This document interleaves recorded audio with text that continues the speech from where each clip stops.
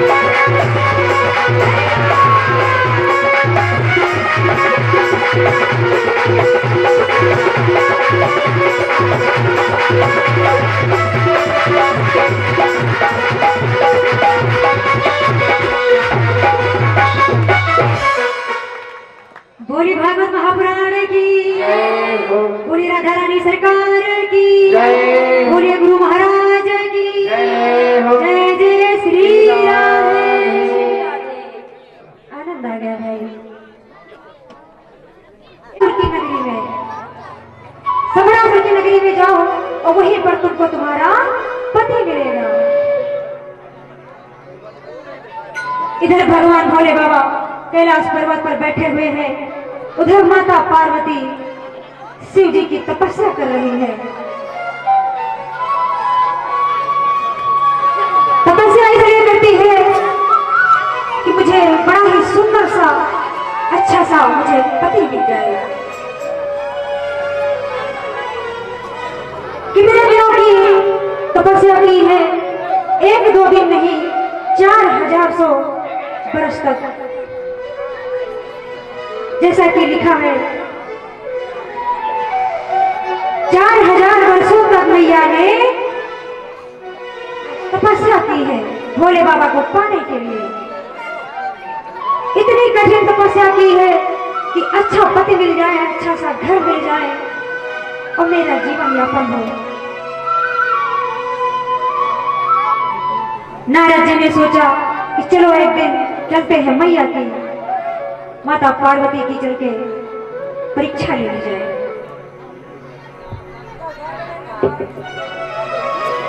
नारद जी पार्वती जी के पास पहुंचे और बोले कि मैया, जिसके लिए तुम इतनी कठिन परीक्षा कर रही हो उसमें ऐसा क्या है, ऐसा क्या है उसके पास? ना ही तो उसके घर है, ना ही महल है, ना अटारी है, ना ही बेड है, ना बिस्तर है, ना ही कोई बर्तन है। किसके साथ तुम विवाह करने के लिए तपस्या कर रही हो? अरे वो तो सर्पों की माला पहनता है, सर्पों की।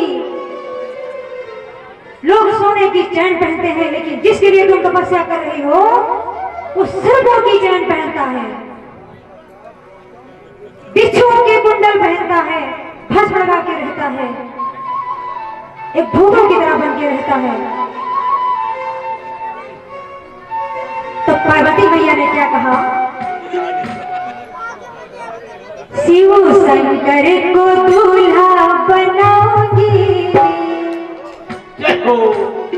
शिव शंकर को दूल्हा बनाओगी, वरना कुंवारी मर जाओगी।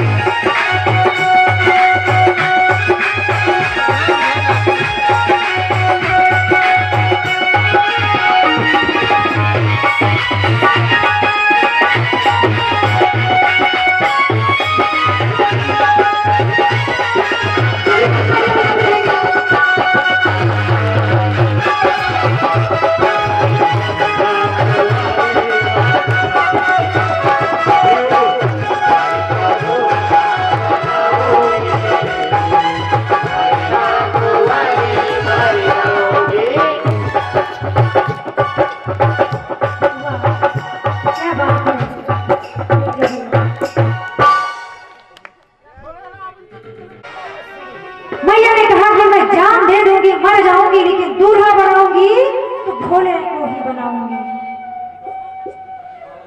नारद बाबा ने क्या किया, पार्वती मैया को आशीर्वाद दे दिया, तथास्तु। आशीर्वाद देके नारद बाबा वहां से चले गए। उसके बाद पंडित जी को लाए और नौ ठाकुर को लेके आए, इसी भस्म दोनों लोगों को दे दी। ये हमारे आजाद भैया के द्वारा 20 मुद्राओं का दान आया हुआ है। भोलेनाथ इन पर अपनी कृपा बना रखे, इनका परिवार कुशल मंगल रहे। बोले सच्चे दरबार की जय श्री राधे। आज नौ ठाकुर और पंडित जी को बाबा ने थोड़ी थोड़ी चुटकी भर भस्म दे दी प्रसाद के रूप में। पंडित जी ने उस भस्म को पुड़िया में बांधकर अपनी जेब में रख लिया। कहाँ रख लिया? जेब में रख लिया। और नौ ठाकुर जो थे भैया, नौ ठाकुर तो होशियार होते ही हैं।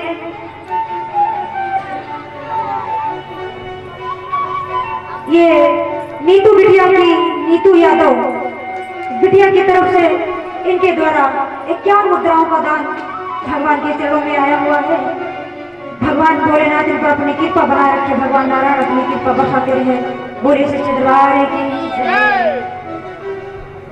भोले बाबा ने दोनों लोगों को भस्म दे दी और पंडित जी ने भस्म को अपनी जेब में रख लिया प्रसाद समझकर। और नौ ठाकुर ने क्या किया, उस भस्म को राग समझकर इधर उधर उड़ा दिया। जैसे ही वहां से निकले सब रास्ते में उड़ा दिया, फेंक दिया उसको। सोचने लगे कि मैं इस राख का क्या करूंगा, ये तो चिता की राख है। नौ ठाकुर बड़े सियाने थे, राख समझकर उड़ा दिया उसको।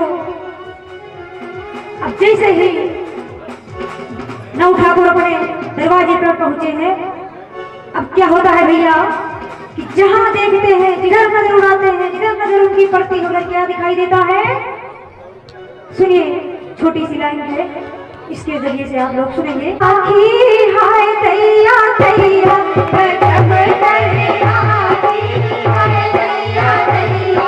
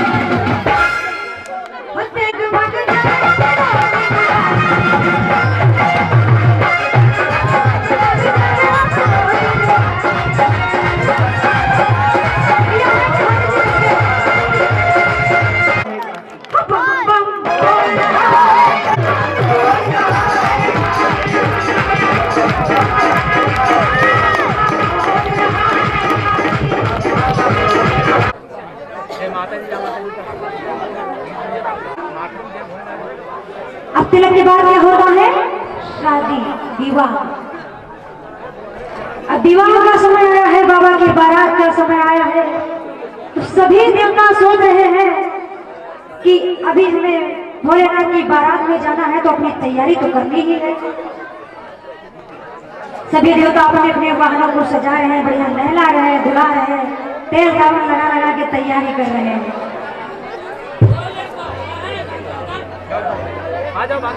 उनको भी नहला धुला रहे हैं कि बारात में जाना है बाबा की।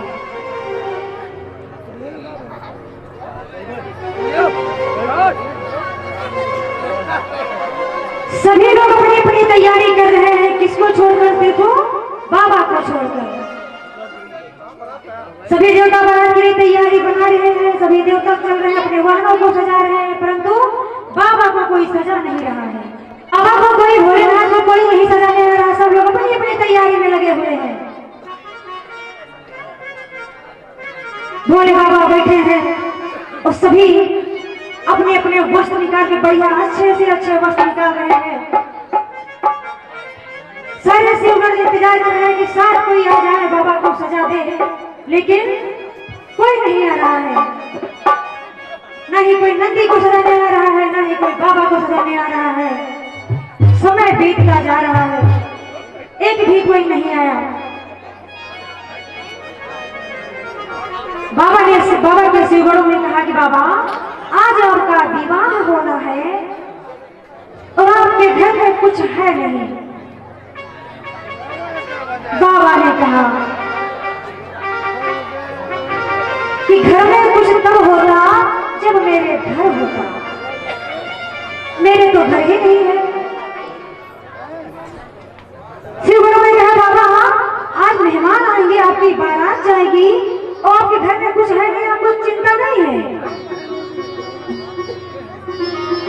भोले बाबा ने कहा नहीं है, जब घर ही नहीं है तो चिंता क्या करें हम।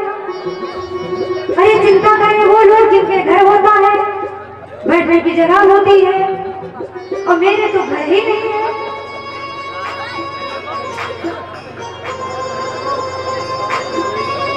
फिर भी शिवगण ने कहा कि बाबा अरे कोई तो आएगा, कोई मेहमान तो आएगा, उसे कुछ चाय नाश्ते की व्यवस्था तो होनी चाहिए।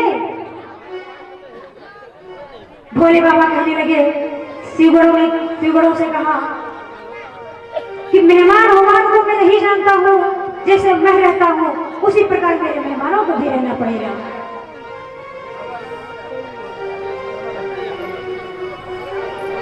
भोले बाबा ने शिवगणों से कहा कि घर में कुछ नहीं है, मुझे इसकी चिंता नहीं है। जब घर ही नहीं है तो चिंता किस बात की। शिवगणों ने कहा कोई बात नहीं है। शिवगणों ने कहा बाबा आपको कोई सजाएगा नहीं, आपकी अगर इच्छा मिले तो मैं ही आपको तैयार कर दूं।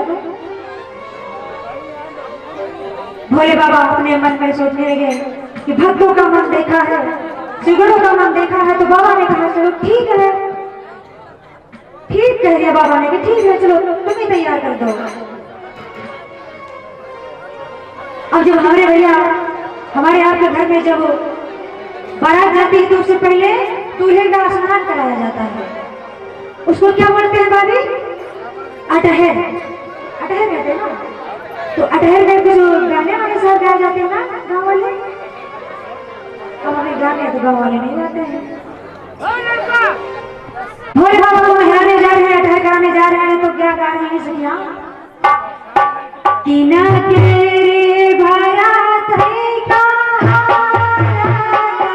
दूल्हा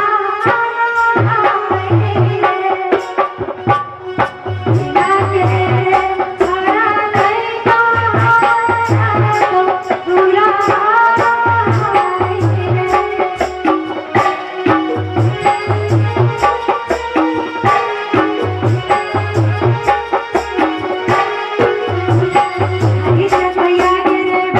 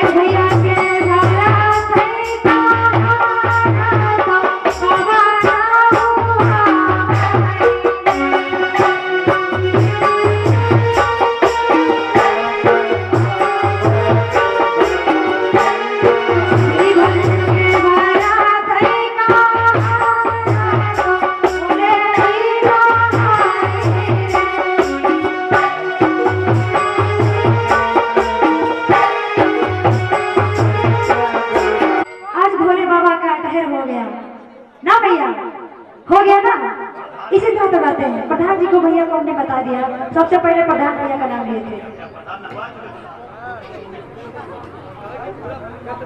दुल्हा नरवाई में आया है। अब भोलेनाथ बाबा इसी तरह खुशियां बरसाते रहे, हम आए ना आए इसी तरह सब नाचते रहे, खुश होते रहे, घूमते रहे, गाते रहे।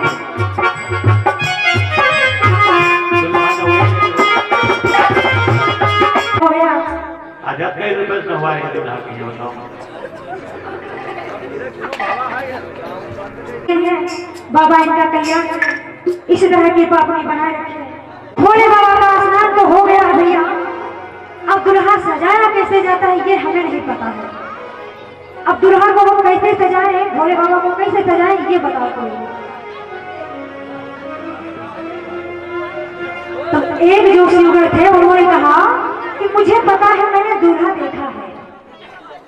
सुगर ने कहा कि हमने दूल्हा देखा है, दूल्हा कैसा होता है और कैसे सजाया जाता है। सुगर दूसरे सिंगर ने कहा ठीक है, अगर तुमने देखा है तो बता दो। बाबा भोलेनाथ ने जब क्रोध किया था, उस क्रोध में बाबा की जटाएं बिखर गई थी। उन सारी जटाओं को बटोर कर इकट्ठा करके एक मुकुट का आकार दे दिया। बोले मुकुट बाबा को सबसे पहले लगाया जाता है। जटाओं को इकट्ठा कर दिया, बोले मुकुट तैयार है, आगे बताओ अब क्या होगा। फिर शिवगढ़ ने बताया कि अब मोर की जरूरत पड़ती है। किसकी? मोर की। अब दूल्हे को मोर पहनाया जाएगा। बोले मोर कैसा होता है ये तो मुझे पता नहीं है। दूसरे शिवगढ़ ने कहा ठीक है, अगर तुम्हें नहीं पता है तो तुम यही बाबा के पास हो तो, और मैं अभी मोर लेके आता हूँ। कहने लगे कि मोर ऐसा होता है जिसमें वो लड़ियां नहीं आगे लटकती हुई चमकती हुई, वही मोर होता है। मोर में लड़ियां लटकती हैं।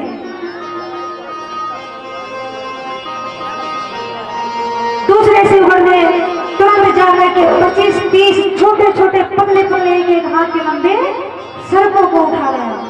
30-35 पतले पतले सर्पों को लाया और सर्पों के मुंह ऊपर कर दिए, पूंछ नीचे करके बाबा की जटा में लटका दिए मुकुट में। अब वो आगे लड़ियां लटक रही है, वो बन गया मोर।